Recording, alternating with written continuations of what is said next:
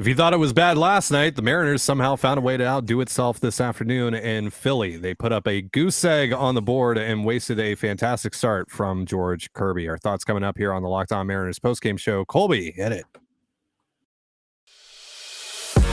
You are Locked On Mariners, your daily Seattle Mariners podcast. Part of the Locked On Podcast Network, your team every day.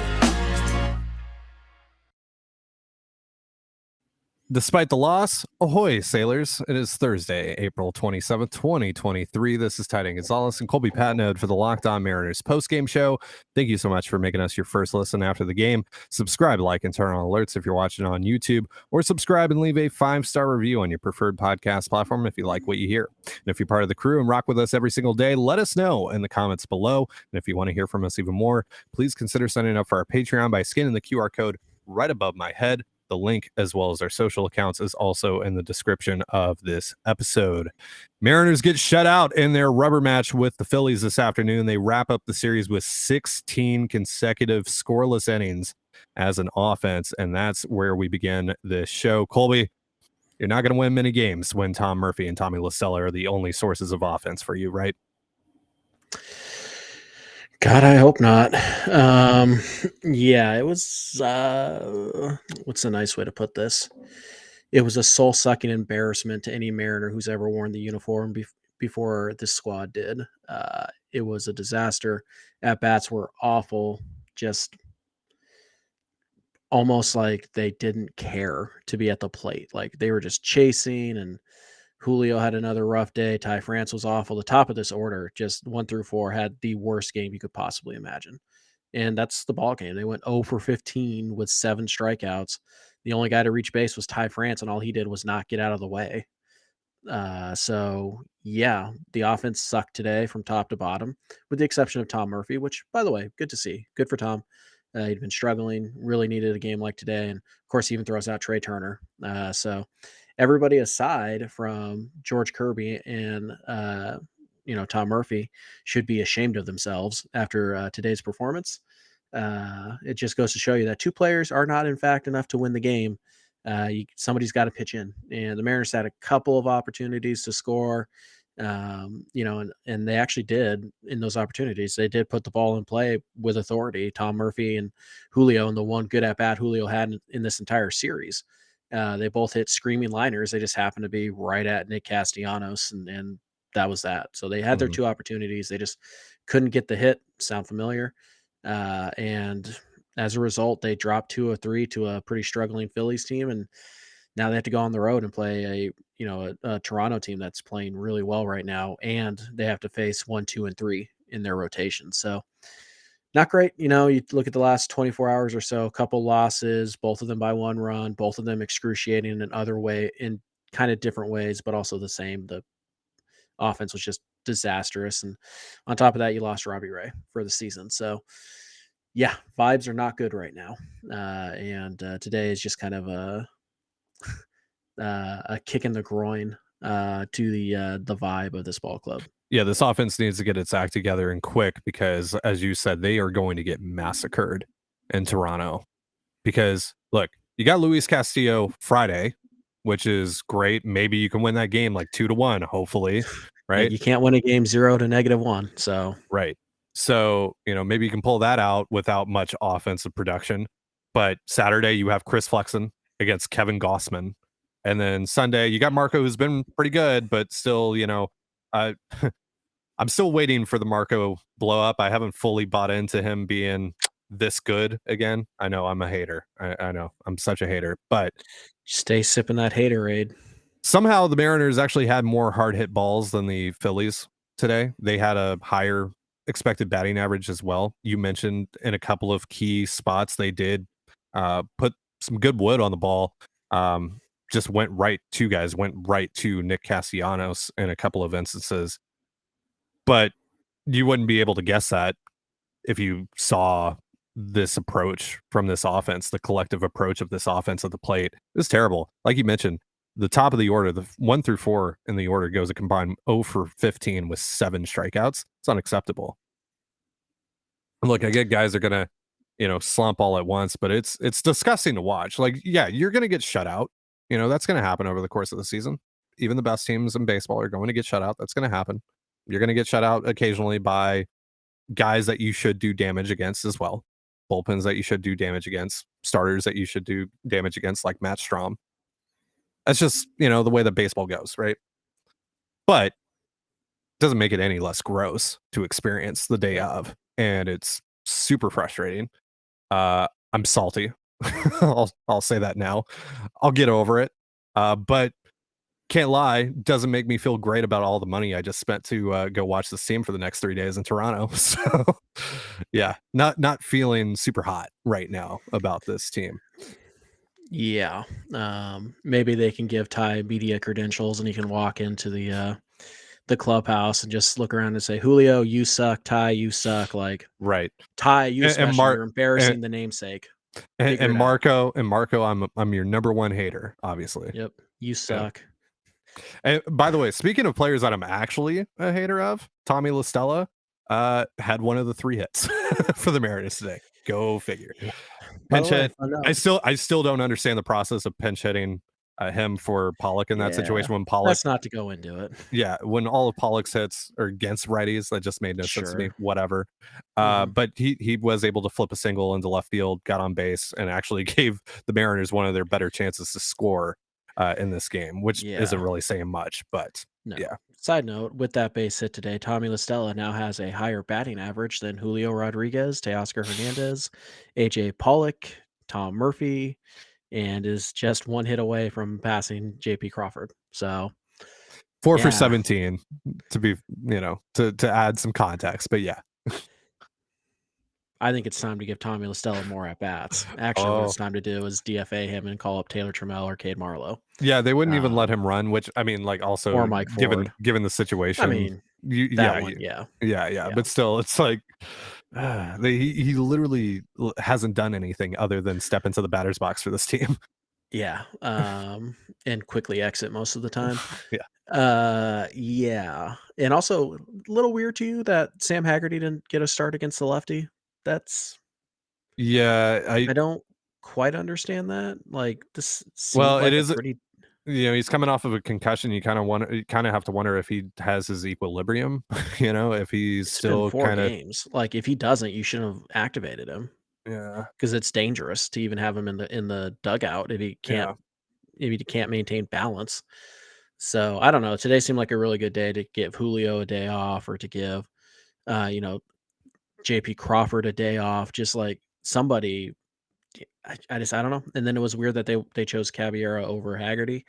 I wonder if that's just how they view those guys now. If Caballero's officially jumped over, or maybe they're just playing the hot hand type of thing. But it's kind of weird to me that Haggerty didn't get used in today's game, really, with the exception of the one pinch running opportunity. Not even against the lefties that they brought out. So that was weird. Honestly, I thought that was weird. And if you're not trusting Sam Haggerty more than Caballero, you're essentially playing without a bench right now, and that's not going to fly, especially when you have guys like Julio and Ty France struggling. And Teoscar had a rough series. He was on a pretty good run for a while, but he had a rough series. Kelnick didn't really pick up the slack the last 2 nights. He did draw a walk today, and he doesn't look bad at the plate at all, so it's not a concern there. But yeah, I mean, you need more from Colby. Julio. Moving him up to 3rd in the lineup last night broke him.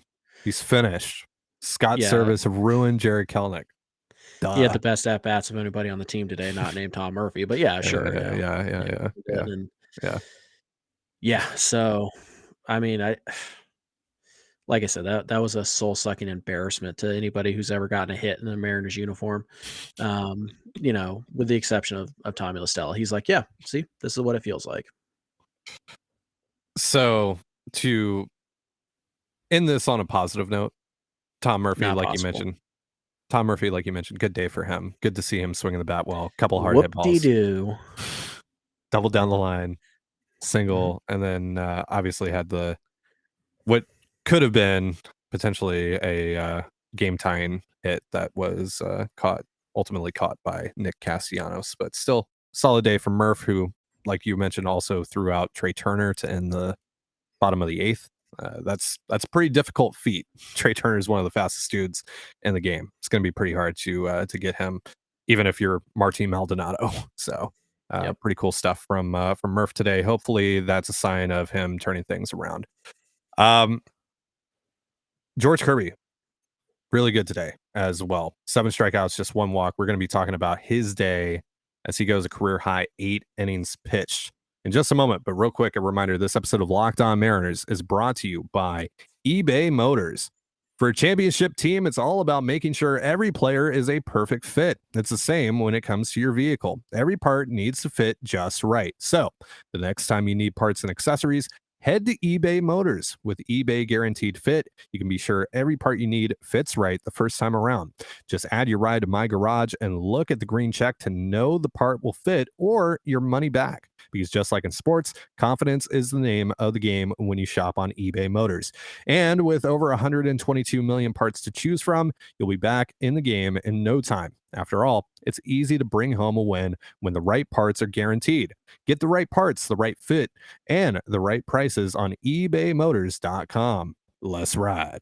eBay Guaranteed Fit, only available to U.S. customers. Eligible items only.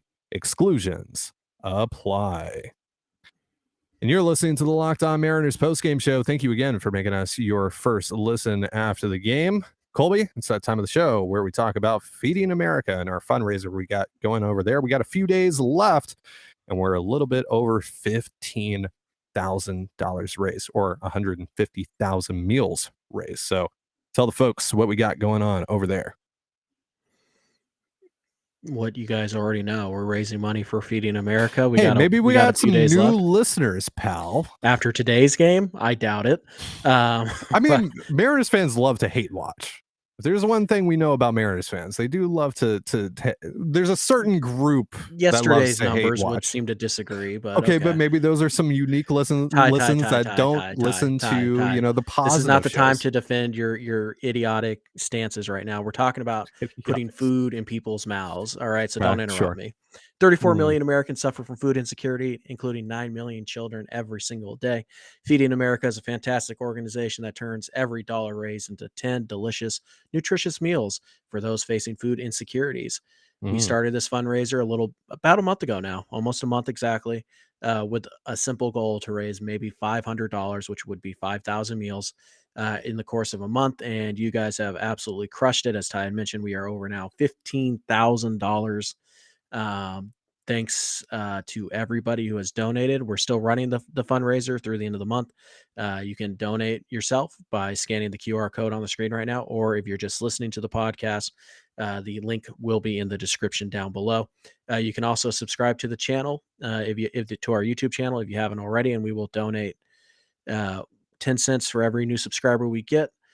So just by clicking the subscribe button, I'm fumbling worse than the Mariners offense right now. But just by clicking the subscribe button, you're donating a meal to somebody who needs it. And if you've done all that already and you still want to help out, again, share the link with your friends, your families, put it on your socials. Maybe go talk to your employer and see if they will match your donation as well. So like I said, we've got a couple more days here. Monday will be, well, I guess Friday's show will be the last time we'll do this little ad read or this little read. And then on Monday, we'll tell you guys what the final total was, and all that will keep you on the loop, because we did say at $10,000 raised, if we got there, Ty would get himself a tattoo, and we're there, and steps have been made to fulfill that promise. So we'll keep you updated on all that when all that goes down. But it's been an incredible fundraiser so far. We still have a couple days left. See how far we could push this thing, but I think as of right now we're at about 156,000 meals when we add up all of our subscribers and stuff like that. So can we get to 160,000? Can we get to 162,000? But yeah, thank you guys so much for all your donations already, and for spreading the word and helping out in any way you have, and it's greatly appreciated. Thank you guys so much. All right, George Kirby, 7 strikeouts, 1 walk. He goes a career high 8 innings pitched on just 89 pitches. We said at some point George Kirby is going to Maddox someone. That is a complete game shutout with fewer than 100 pitches. He's going to do that with that elite command, with how much he lives in the strike zone and throws quality strikes.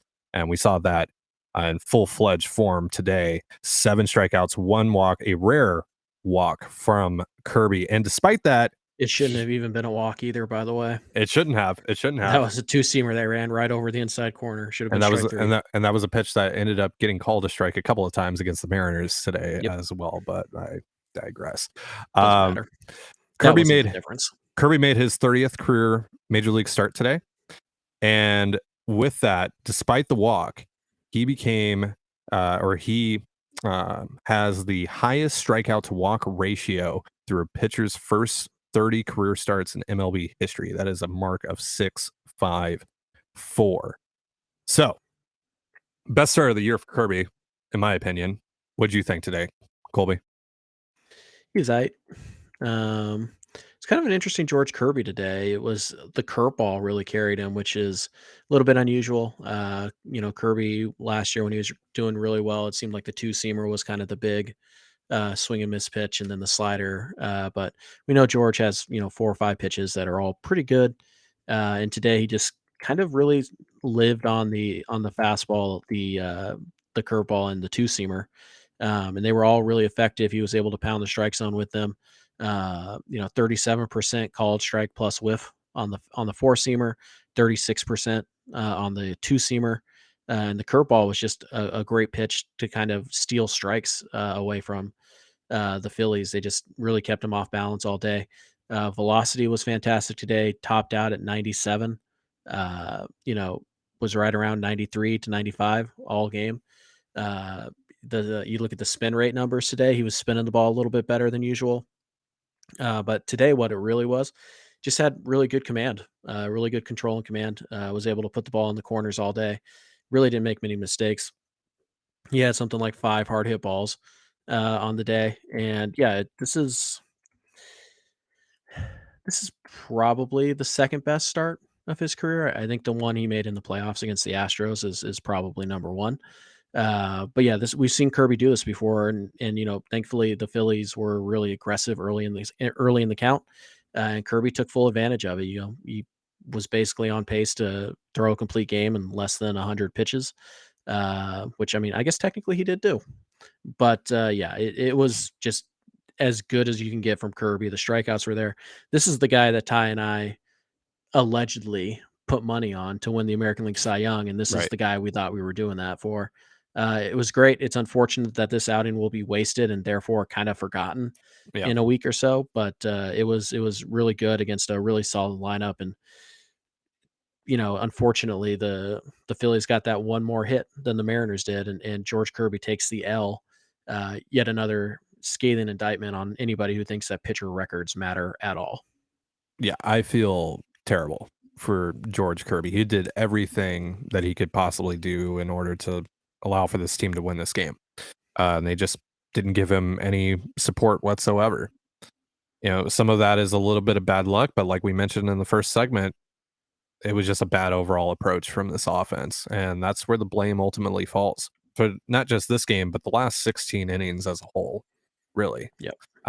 Because, even last night, you point the finger a little bit at Logan Gilbert and the bullpen. Obviously, Justin Topa obviously didn't have a good outing whatsoever. But the fact that they weren't able to play add-on at all, which is an ongoing theme for this team, really just disappointing stuff. I'm not going to say concerning because it's still very early and things can change drastically in a matter of not even weeks, days. So I'm not going to overreact in that sense. But again, when you're experiencing it in the moment, it hurts to watch. It's super painful. Mm-hmm. Today really sucked. The only positive really outside of Kirby being as good as he was, this game went by really quick. Yeah, 2 hours. It was over in a flash. Yeah, I was expecting to start recording around 4:30 local time here, Eastern time. It's 3:55 right now. So yay. Yeah. And that and the game ended 30 minutes ago, something like that. Like it was very quick. I think it was like 2 hours 12 minutes, 2 hours 15 minutes, something like that. Very quick game. So thankfully we didn't have to experience this for a long extended period of time. All right, so sure. Yeah. By the way, point proven, Gregory Soto sucks. Yeah, he was call back to the winter episodes. Yeah, no. So, all right. So, I had that fired up. I had the clip that you Oh, you were posted. gonna drop I it? was, Yeah. yeah, I was gonna drop it. I was gonna be like, "Hey, this is an appropriate time to post this." If he blew it, but He the sure Mariners, tried. yeah, he really did try, and the Mariners just tried harder to suck Just too good more. of So, guest. Just didn't yeah, want to embarrass a guy at home. right, of course, yeah. All right. So Just since tomorrow's episode, which we're going to be recording here pretty much right after we record this, is going to be about Robbie Ray and how to deal with that. Let's talk a little bit about this Blue Jay series coming up in just a moment. But real quick, a reminder this episode of Locked On Mariners is brought to you by rocketmoney.com. Rocketmoney.com, where is it? Rocketmoney.com is a personal finance app that finds and cancels your unwanted subscriptions, monitors your spending, and helps you lower your bills all in one place. Over 80% of people have subscriptions they forgot about, and chances are you're one of them. Rocket Money will quickly and easily find your subscriptions for you. And for any you don't want to pay for anymore, just hit cancel and Rocket Money will cancel it for you. It's that easy. Rocket Money also helps you manage all your finances in one place and automatically categorize your expenses so you can easily track your budget in real time and also get alerted if anything looks off. Over 3 million people have used Rocket Money, saving the average person up to $720 a year. So stop throwing your money away, cancel unwanted subscriptions, and manage your expenses the easy way by going to rocketmoney.com/lockedonmlb. That's rocketmoney.com/lockedonmlb. rocketmoney.com/lockedonmlb. This episode of Locked On Mariners is also brought to you by Built Bar. If you're like me and you want to make healthier snack choices but don't want to compromise on taste, I've got just the thing for you. Built Bars and Built Puffs. Built Bars are healthy and taste amazing. Seriously, they taste so amazing you won't think they're good for you. You gotta try this. What makes Built Bars so good? Well, for starters, they are all covered in 100% real dark chocolate. That's right, real dark chocolate. And they come in unbelievable flavors like churro, peanut butter brownie, and cookies and cream. I'm not sure how Built does it, but these bars taste like a candy bar while maintaining amazing macros. And what's even better is that they are healthy, only 130 calories and 4 grams of sugar with a whopping 17 grams of protein. And now you don't need to wait around to get yourself a box. For years, we've been talking about ordering your Built bars at built.com, but now you can get them at your local Walmart or Sam's Club while you can still get your specialty flavors over at built.com. That's right. Head to your nearest Walmart today, walk to the pharmacy section, and grab yourself a box of Built bars. You can pick up a 4-bar box of cookies and cream bar, double chocolate bar, or coconut puff. And if you're close to Sam's Club, run in and grab yourself a 13-bar box with their hit flavors, brownie batter puff and churro puff. You can thank me later. And you're listening to the Locked On Mariners postgame show. Thank you again for making us your first listen after the Mariners 1-0 loss to the Philadelphia Phillies. Now the Mariners will head north of the border to my neck of the woods in Toronto, Ontario, Canada for a 3-game set with the Toronto Blue Jays, a wild card rematch. Of course, the last time the Mariners were in that building, Rogers Center, they swept the Blue Jays 2-0 in the wild card round for their first playoff series victory in over 20 years. So, given the way the last couple of days have gone, I don't think we're going to see a repeat of that. Hoping that I'm wrong, especially because I have spent quite a bit of money to go see these games in person. the So, the vibes are certainly different right now than they were last October. Let's yes. put it that way. Yes, it is my birthday weekend. I really don't want to be sad on my Nobody birthday. cares. Please, Mariners, just give Nobody me at cares. least one win. Just give His me one. birthday's not till Monday. And by the way, it doesn't even matter to him because he's not even wearing the birthday present I sent him. It's upstairs. You want me to wear it on the next episode? I'll wear Yeah, it. I do. There you go. Okay. Fine. All right. Boom. All right. I'll wear it By the next way, episode. did you ever get the second one? No, I never got the second one. Okay, well, that's probably good. If you guys want to find out what it is, check out what I'm wearing on tomorrow's episode of Locked On Mariners. Hey, Sure. tease. All right. So, Yes. By the way, side note here, Mm. Scott broke character a little bit. uh-oh. Publicly, not shaming, publicly, I don't really know how to rephrase this, but Criticizing? yeah, a little, Okay. a little. It's Okay. very, very mild, even for Scott. But Okay. um, Scott said of the game determining play in the second inning, was it? Mhm. It doesn't show up as an error or anything like that, but it's a mistake and it cost us a run, ultimately the game winning run.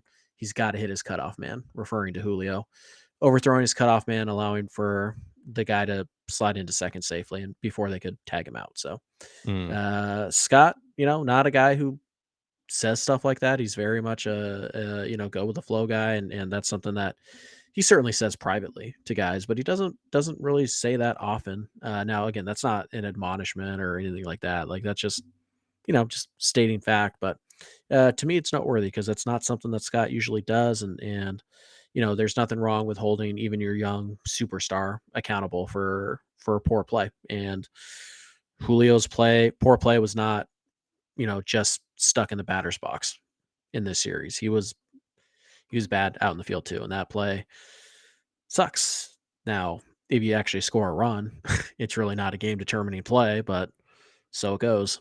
But anyways, I thought that was noteworthy. Very interesting indeed, because you definitely don't hear Scott ever really talk like that. Even if it's just a very minor thing, it's still like he's very much like protect the players. Everything's either on me or it's just, it's not a big deal. We'll get them next time. Like That's stuff typically, happens. that's typically Scott's MO. All right. So Friday's game, tomorrow's game, Blue Jays, Mariners, rematch of game 1 of the wild card series between Alek Manoah and Luis Castillo. Castillo obviously coming off of not a great start against the Cardinals, but still very much has been one of the best pitchers in all of baseball. Early Cy Young favorite in the American League. Still one of the top guys for the AL Pitcher of the Month award. Probably not going to get it after the start against St. Louis. We'll see how he does here against Toronto. And then Saturday, we're looking at Chris Flexen against Kevin Gausman. Oof. Let's just say I spent the least amount of money on the weekend on that game. Got the worst seats for that one. Yeah. That's going to be the beer and hot dog game for me personally. If you want to win the series, you have to win game 1. Yeah. And then Marco Gonzalez against Chris Bassett, which could go either way. Bassett hasn't been very good this year. Same as Manoah, but also Mariners offense. You've seen it. Yeah, you've seen it. Look at the last 16. Look at the last 16 innings and tell me that you think they're going to score a run off of anybody. Yeah. You're not making me feel better about my purchase. All right. So one thing to keep an eye on heading into the series, George Springer left the Blue Jays game yesterday with after being hit on the hand with a pitch. So he had precautionary x-rays. They came back negative, but obviously there could be some swelling. And once the swelling goes down, we've seen multiple times in the past guys, there's like hairline fractures that get revealed, all that stuff. So who knows if Springer's going to be able to play in the series. That's something to keep an eye on. And it feels like every time the Mariners are about to play the Blue Jays or they're playing the Blue Jays, Springer is hurt or he gets hurt. It's really weird. And I like George Springer quite a bit. So that actually bums me out a little bit. Not from a Mariners perspective, though. That certainly helps the Mariners, even though that Springer's kind of off to a slow start. But let's get your thoughts on the series heading in. Obviously, offense is bad, right? Let's get that out of the way. Specifically, how do they win that game on Saturday with Chris Flexen on the bump? They don't. Yeah. They don't. You send Chris out there, he gets shellacked. Hopefully he gets shellacked over 5 or 6. And you can kind of save the bullpen a bit. Yeah, it'll be pretty interesting to see if they make any moves. Now, obviously traveling to Canada, there's a couple more steps you have to take if you were going to call somebody up from, say, AAA. Taylor Trammell, Cade Marlowe, somebody like that, or Mike Ford, or maybe another arm, anticipating Flex and getting shellacked. But it's, obviously with customs and stuff like that, passports, blah, blah, blah. So it's a little bit different. So I don't know if there's going to be a move made or not, but yeah, I don't think you're going to win that game on Saturday. I think your best shot to win a game is probably tomorrow, and it's only because you might be able to scrape a run or two off of Manoah, and Luis Castillo can go out there and hopefully do what he did last time he faced the Blue Jays, but we'll see. You never know how these things work. The Mariners could go out there and score 8 on Gausman. Who knows? It's just baseball's a weird game, but you just have to play, but you have to clean it up. Just can we not look like we've never seen a curveball before, or like we'd never seen an inside fastball before. Can we just look competent? I don't even care if we get hits. Like, just can the top three not go 0 for 15 with 7 strikeouts and like Yeah. 15 terrible at bats or 13 terrible at bats out of the 15? Like, come on. Julio has to step up. Ty France has to step up. They have to be better. Right now, those are your 2 worst hitters over the last week. And they're hitting 1 and 2 in your lineup. Not acceptable. It's not okay. Not at the same time. So it's just kind of one of those things, though, where what do? You're not going to bench those guys. You're not going to send them down. You're not going to, it's just a bummer, unfortunately, that they both happen to hit the slump at the same time. And we'll see what happens with it. But yeah, it's a tough series. And I think you have to find a way to salvage a game. You salvage a game, you end your road trip in Oakland. You should be able to win that series, but again, Yeah. So Yeah. we'll see. But you gotta find a way to avoid disaster. Take one of these games. Don't go to Oakland with a 5-game losing streak, and just try and get right. And obviously, after Oakland they play Houston, so not exactly a break in the schedule, but Right. you gotta start turning the ship around, and you gotta start scoring runs, which is weird to say since they scored 5 runs in both of the first 2 games of the series. So, And that stadium at Rogers Center is going to be rocking. It's also, it's a weekend series. It's also I think Friday and Saturday are giveaway days, so those tickets are it's a going. revenge series. Yeah. Yeah, it's going to be pretty packed in there. It's going to be loud, and now with the new renovations out in the outfield, bullpen is elevated, and it's about like 5 feet away from fans, and there's like no wall blocking it. So relievers, they're going to be hearing it all game long. It's going to be really interesting to see how this team handles it. I look forward to Blue Jay fans thinking that winning the series over the Right. weekend in any way makes up for them getting swept out of the playoffs, including Blowing an 8-1 lead. Yes, Yeah. including the biggest choke job in playoff history, Mhm. aside from the 2004 Yankees, of course. I look forward to them, like, "Oh, ha, ha, sweep that, Paul Sewald." It's like, dude, do we need to throw on the tape? Because Yeah. this was like 6 months ago. So Yeah. Do I need to show you the win probability graph? like, Yeah. really? Like, yeah, you remember, it reminds me, remember when after the Seahawks won the Super Bowl, Mhm. and they played the Denver Broncos in the preseason Oh, the right. following year, Yep. and Denver dressed everybody, and they played their starters for an entire half in like the second preseason game, and their newspapers ran headlines that said it matters because they beat the Seahawks in the preseason. And then like 3 weeks later, or like 4 weeks later, they went on to lose in overtime to the Seahawks in Seattle. Yeah. Yeah. Yeah, and you know who cared that they beat Denver specifically? Nobody in Seattle. Yeah. Just like, "Oh, cool, yeah, that was a good win." So, It was a good yeah, it's win. kinda Shout out to it's Marshawn Lynch, game-winning touchdown. sure. Yeah. Yeah, it's kinda those vibes, for me with Blue Jay fans, 'cause, they went like, "Oh, all is rectified. Ha, ha, ha, take that," and it's like, Mm. "Really? Like, should we roll the tape?" Mm. Okay. No, yeah, you beating Chris Flexen on Saturday totally makes up for the 8-1 lead you blew. Totally. Yeah. Yeah. Speaking of the Seahawks, check out Locked On Seahawks. Got the draft the next 3 days. Mhm. They're going to be having a lot of coverage over there. So check them out if you're a Seahawks fan and you want to get all the latest coverage on what the Seahawks are doing in the 2023 NFL draft. Going to be a really entertaining night tonight in Kansas City with the Seahawks making 2 picks in the first round, or at least slated to make 2 Allegedly. picks in the first round. Yeah, we'll see. We'll see. John Schneider chills. He's going to do it again. That's going to do it for our show. Thank you so much for joining us here on the Locked On Mariners podcast. For Colby Patnode, I'm Trident Gonzalez. Be sure to give us a follow on Twitter at LO_Mariners. You can follow me at Dane Gonzalez, CANEGNZLZ, and Colby at CPAT11, that's CPAT11.